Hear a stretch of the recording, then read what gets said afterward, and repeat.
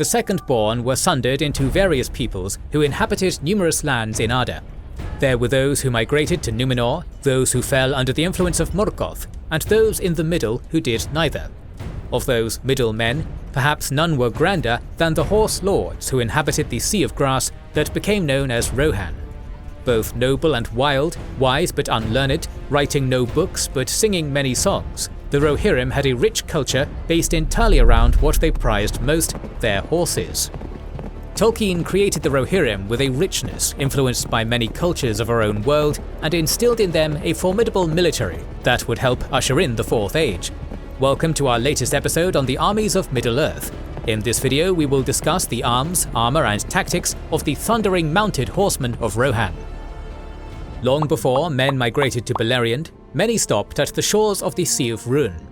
There the many men of the houses of Haleth and Hador settled, while the House of Beor continued west, where they would remain separated from their brothers for centuries. When the Númenóreans returned to Middle-earth and came across their long-lost cousins, they named them Middlemen, because they had neither joined the migration to Númenor nor fell under the influence of Morgoth. During the Second Age, some of the Middlemen migrated to Rhovanion, becoming known as the Northmen. During the Third Age, Gondor recognized common ancestry with the Northmen of Rhovanion and established good relations. The Northmen soon became Gondorian subjects and were granted the lands south of Greenwood the Great to serve as a buffer state against the Easterlings. When the invasions of the Wainriders began, the Northmen suffered their first assaults. After the Battle of the Plains in TA 1856, many of the Northmen were enslaved, and their lands were occupied by the Wainriders. Their people scattered into small groups, some seeking refuge with the folk of Dale, while others, led by Mawini, wandered into the untamed lands between the eastern bank of the River Anduin and the western edge of the Mirkwood Forest. Henceforth they became known as the Eotheod, or People of the Horses. In TA 1899, Mawini warned King Kalimitar that the Wainriders were soon to raid Kelenathan. Together with Gondor, the Eotheod successfully drove back the Wainriders. In the time of Fourth Wini, the Wainriders raided south of the Anduin.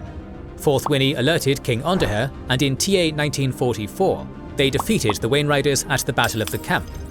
In TA 1973, princes amongst the Northmen, particularly those tall and fair riders of the Eotheod, joined the host of the West to defeat Angmar by TA 1975. Lord Frumgar then led his people to a new land north of Mirkwood, between the Misty Mountains and Forest River, to escape raids from Easterlings and Orcs.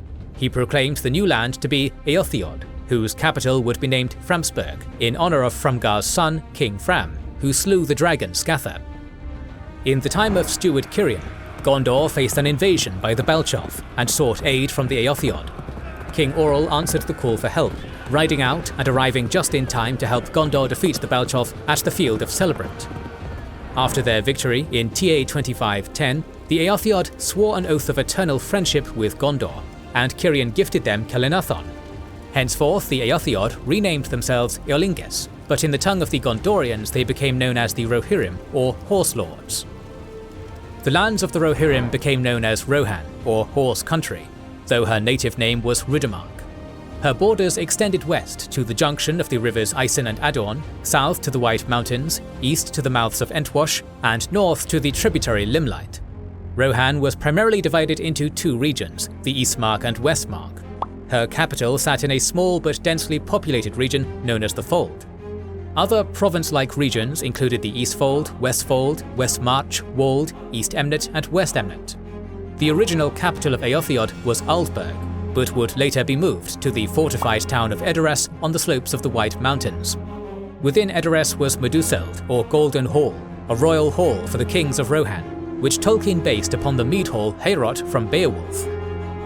Upstream from Edoras was Harrowdale, which contained the hamlets of Upbourne and Underharrow. Rohan also inherited the Gondorian fortresses and refuges, such as Dunharrow and Hornburg. The Rohirrim descended mostly from the House of Hador. Thus they were tall and blonde with mostly blue eyes. Their language was Rohanese, derived from the language of the Eotheod and related to other Northern Mannish languages. Their culture and language have Anglo-Saxon inspiration, and their ancestors held Gothic attributes. Rohan was a land of pastures, and often described as seas of grass. Its meadows contained hidden pools and treacherous bogs that provided water to the grasslands. Such conditions were ideal for the breeding and riding of horses, which the Rohirrim prized above all and based their entire culture around. Horses were native to Middle-earth, however it is believed some were brought over from Aman, and these bred and enhanced the horses residing in Beleriand and later Rohan. Indeed, the horses dwelling in the Vales of Anduin were renowned, with the famed Miras being the most renowned breed of them all. The Rohirrim believed Orome, whom they called Bema, brought the ancestors of the Miras over from the west. The first Miras to be captured was named Felaroth, seized by Leod of the Eothiod in TA 2501. Leod was killed trying to mount the horse, but his son Orl succeeded in doing so, after which he brought the Miras to Rohan. It is said that Felaroth was a smart enough steed to understand men's speech. Miras were strong, wild, and incredibly intelligent, and the fastest horses to roam Arda. They would bear no man except the kings or princes of Rohan, and notably Gandalf the White. It is theorized that their lifespan was as long as that of men. We are told of 3 Miras, Felaroth and Snowmane, who were white, and Shadowfax, who was grey. Ultimately, horses were so valued by the Rohirrim that they would never send them away, even as tribute, despite Sauron's propaganda that he purchased them for his armies. When writing Rohirrim culture into being, J.R.R. Tolkien took inspiration from a blend of Anglo-Saxon, Gothic, and Scandinavian cultures. It has been pointed out that many names and details of the Eothiod are Gothic in origin. Likewise, Rohanese is inspired by the Mercian dialect of Old English. Tolkien scholar Tom Shippey theorized the Rohirrim were Tolkien's wishful version of an Anglo-Saxon society that retained a rider culture, and who would have successfully resisted the Norman invasion of William the Conqueror. Tom Shippey also points out that the emblem of the House of Eorl, which is a white horse upon a green banner, is strikingly similar to that of the Uffington white horse carved into the grass of the Chalk Downs in England. There is also a similarity between the Rohirrim and the real-life Ostrogothic peoples of late antiquity. Both were mounted cultures and settled alongside civilizations that were more advanced than themselves, the Rohirrim with Gondor and the Ostrogoths with the Byzantines. On that token, many also theorize that the Kingdom of Gondor was inspired by the Byzantine Empire. As for Scandinavian influences on the Rohirrim, one needs to look no further than Meduseld. The founder of Rohan, All the Young, established the royal line, known as the House of All. The first line of kings lasted 249 years until its 9th king, Helm Hammerhand, died.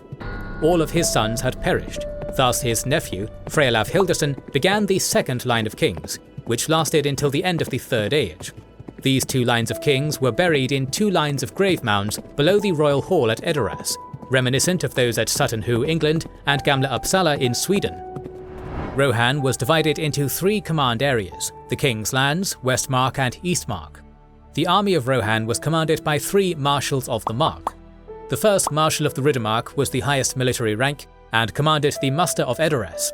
His riders resided in Edoras and the surrounding lands, including Harrowdale and the King's Lands.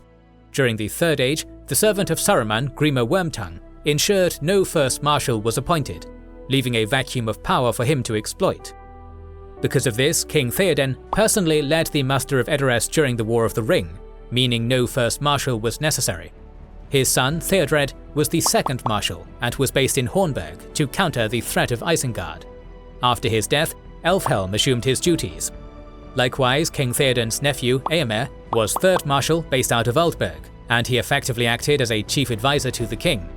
After the War of the Ring, King Eomer established the Marshals of the Westmark and Eastmark, who commanded the muster of the Westmark and Eastmark, which were first held by Erkenbrand and Elfhelm respectively. The military of Rohan was nearly exclusively mounted. The horsemen were known as the Riders of the Mark. The Eothiod had established the basic military unit of riders known as an Ered, an Old English term for a unit of cavalry. If the king rode out to war, his Ered would be called a king's company. The Ered consisted of professional soldiers with no fixed number, but during the time of King Folkswine, a full Ered was 120 men and 100th of the Eaheri, or full muster of the Riders of the Mark. Given this, it is implied a full muster would have been 12,000 men, and does not include infantry. During times of war, every able-bodied rider was obliged to join the muster of Rohan. These riders were professional soldiers, serving for a term, or in some cases permanently, such as those in the king's host. In terms of historical parallels, the Aered seems to be based on the bodyguards of hand-picked warriors maintained by Anglo-Saxon lords. These later evolved into huscarls, introduced by Danish King Canute. Huscarls were professional warriors in service to the king, living within his hall. Anglo-Saxons also used hundreds as basic military and administrative units, fulfilling military organization and taxation. Perhaps the Aered filled a similar role. Not all soldiers of Rohan fought on horseback. Infantry were present at the Battle of Helm's Deep and appears to be a form of conscripted militia as opposed to the riders, who were professional warriors. As the leader of Helmsdyke garrison, Captain Gamling described the men pressed into service as being too old and too young. Thus it can be deduced that Rohan's infantry was not made up of professional soldiers. It could be further theorized that the infantry acted as levies to reinforce the riders. Such a system existed among the real-life Anglo-Saxons, known as a fiat, when freemen or paid men were mobilized to defend their Shire Lord's estate or join a royal expedition. Basically, they were part-time militias that augmented a professional army. While the riders can be seen as an offensive force, the infantry militia was probably used only for local defense. To meet the Oath of Yall and call for aid from Rohan, Gondor sent the Red Arrow, a black feathered arrow barbed with steel with a red-painted tip. It was presented to King Theoden by Hirgon with the message, "The Lord Denethor asks for all your strength and all your speed, lest Gondor should fall at last." It was to be sent back to acknowledge that assistance was forthcoming. Tolkien based this on The House of the Wolfings by William Morris, a book he took much inspiration from. Morris based his device on the Old English poem Aline and the 12th century History of the Danes, written by Saul Grammaticus, in which Constantine the Great summoned an army of mounted Visigoths to help him fight the Huns. Alongside the Red Arrow were the Beacons of Gondor, a series of permanently manned stations whose purpose was to raise the alarm from southern Gondor to the White Mountains. From the direction of Minas Tirith to Rohan, beacons were found on Amon Din, Eilenach, Nardol, Erelas, Min Ramon, Calanhad and Halifirion, each at a distance of 20 to 30 miles. The beacons kept large signal fires and stabled horses for couriers to make their way to places such as Edoras. The beacons of Gondor may have been influenced by the Byzantine beacon system. The beacons lit in England upon spotting the Spanish Armada, or the Anglo-Saxon warning beacons used during the Viking raids. It has been theorized Harold Godwinson may have used this signal fire system to mobilize his Anglo-Saxon levies during the Norman invasion in 1066 AD. In one of his letters, Tolkien described that the arms and armour of the Rohirrim was similar to the style seen in the Bayeux Tapestry, which depicts Saxon soldiers fighting the Norman invaders in 1066. In that tapestry, the Saxons were wearing a kind of chainmail shirt consisting of small rings. In the Two Towers, the Rohirrim were described as tall and long-limbed, with hair flowing under light helms in long braids. In their hands were tall spears of ash, painted circular shields on their backs, long swords tied to their belts, and a burnished shirt of mail hung down to their knees. This description resembled an Anglo-Saxon fiat, who wore a spear, sword, shield, helm and a mail shirt. Unlike the fiat, who used horses only for transportation, the Rohirrim also used them for combat.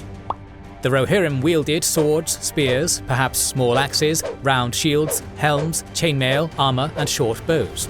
Their mail and armour were exclusively imported from Gondor, who wielded greater craftsmanship than them. It is said the Dunlendings had virtually no mail, relying on great shields for protection, and thus greatly feared the Rohirrim. While some riders were skilled archers, the Rohirrim were predominantly composed of heavy shock cavalry. During the Battle of the Fords of Isen, Theodred had 12 units of riders, 11 were heavy cavalry, and the last were mounted archers. A simple Rohirrim short bow could shoot roughly 125 yards, which was crude compared to Elvish or Gondorian bows, but still capable of outranging orc bows.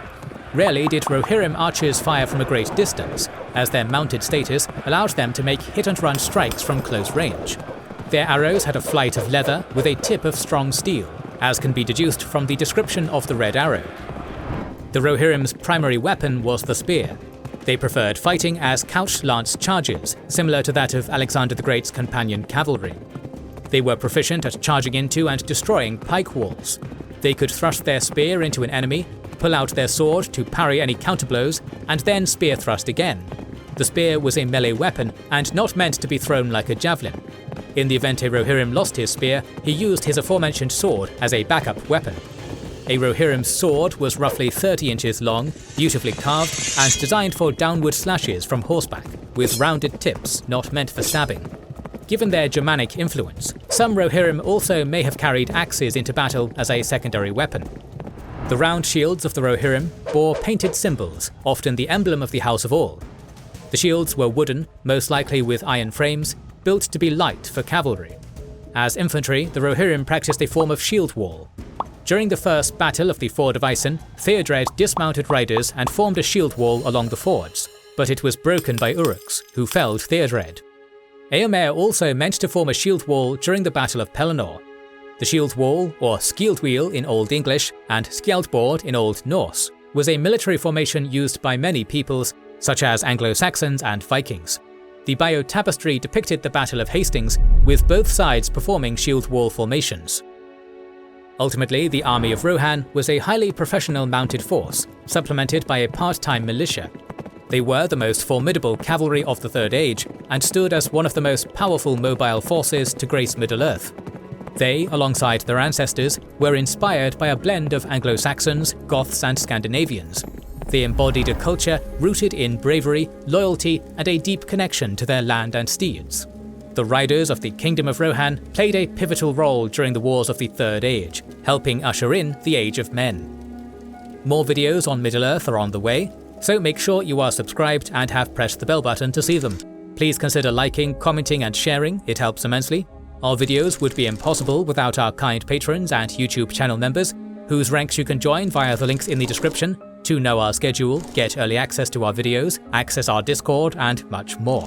This is the Wizards and Warriors channel, and we will catch you on the next one.